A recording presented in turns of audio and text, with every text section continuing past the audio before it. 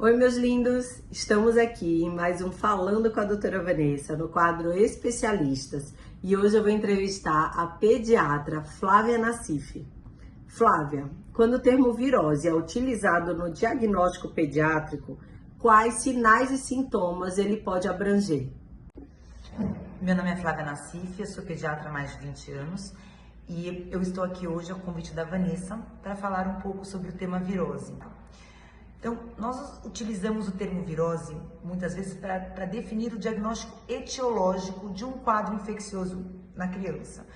Ou seja, qualquer doença causada por vírus, nós podemos classificá-la como uma virose.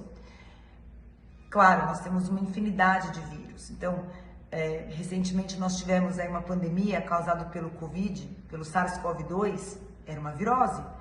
Dengue é um arbovírus, é uma virose. O vírus sincicial respiratório, que é um dos principais vírus responsáveis pela bronquiolite na criança, não deixa de ser também uma virose. Então, o diagnóstico de virose engloba muitos vírus e, consequentemente, os sinais e sintomas podem ser muito abrangentes e muito variáveis. Então, desde uma dor de cabeça, uma febre, uma conjuntivite, um nariz entupido, uma coriza, tosse, dor de garganta, falta de ar, chiado no peito, cansaço, dor de barriga, diarreia, manchas no corpo, lesões de pele.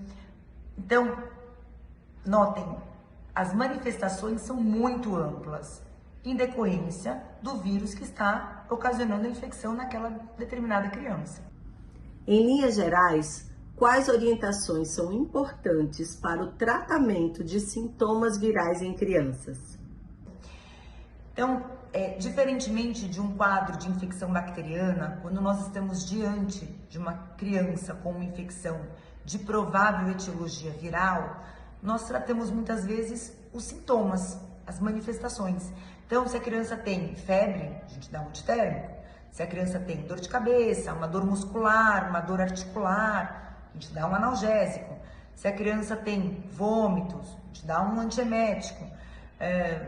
Criança tem uma obstrução nasal, tosse, então, geralmente uma inalação, lavagem nasal, dependendo, é uma bronquiolite, às vezes a gente pede, o suporte aí da fisioterapia respiratória. Então, o tratamento das viroses, ele é muito direcionado para os sintomas das crianças, diferentemente de um quadro bacteriano, Quando a gente está diante de uma infecção bacteriana, a gente dá antibiótico para combater para matar a bactéria.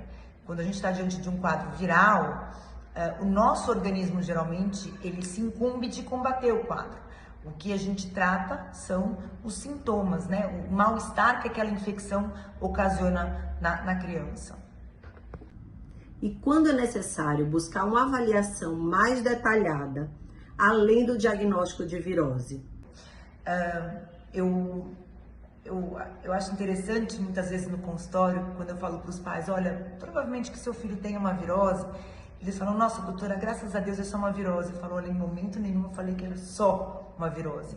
Por quê? O diagnóstico de virose não deve ser algo banalizado, Nós vivenciamos uma pandemia recentemente pelo Covid, não deixa de ser uma virose, uma infecção causada por um vírus, Dengue. Então, assim, todo diagnóstico, de virose merece um olhar atencioso e criterioso, E os pais devem ser orientados com relação aos principais sinais de alerta. Então, por exemplo, se a criança está desidratada, Como é que os pais vão ver se a criança está desidratada?